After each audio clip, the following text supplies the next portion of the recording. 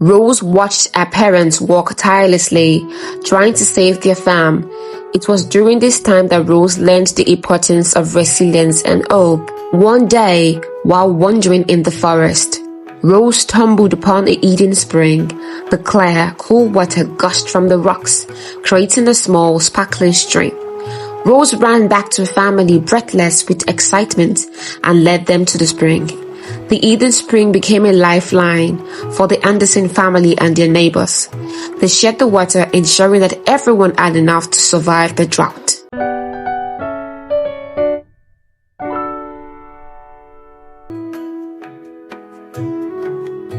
As Rose grew older, her adventurous spirit never waned.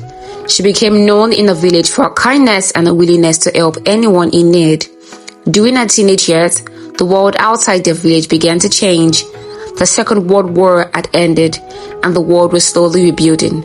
Rose's brothers William and Edward decided to join the military to save their country. Rose, although worried about her brothers, supported their decision.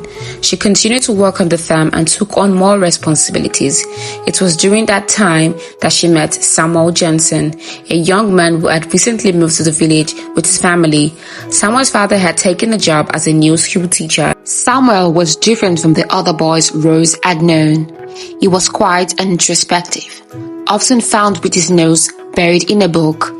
Rose, with her love for stories, was naturally drawn to him. They spent hours discussing literature, history, and their dreams for the future. Samuel was dreaming of becoming a writer, and Rose dreamt of becoming a school teacher.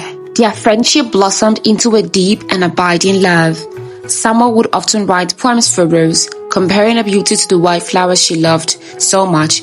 They promised each other that no matter what life threw at them, they would face it together. In the spring of 1955, Rose and Samuel were married in a simple ceremony at the village church. It was a joyous occasion filled with laughter, music, and love of friends from family. They moved into a small cottage near Rose's family farm and began their life together. The early years of their marriage were filled with happiness. Samuel published his first novel, and Rose took a job as a teacher at the village school. They spent their evenings reading, writing, and planning for the future.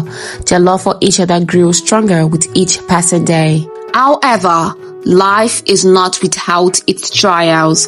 In 1960, a terrible storm ravaged the village. Flood waters destroyed homes and farmland, and many villagers were left homeless. Rose and Samuel worked tirelessly to help their community rebuild. They opened their home to those in need and provided food and shelter. It was during this time of rebuilding that Rose had received the heartbreaking news that her brother William had been killed in action. The news devastated the family, but they found strength in each other's arms and their community. Rose leaned on Samuel for support, and together they navigated their grief.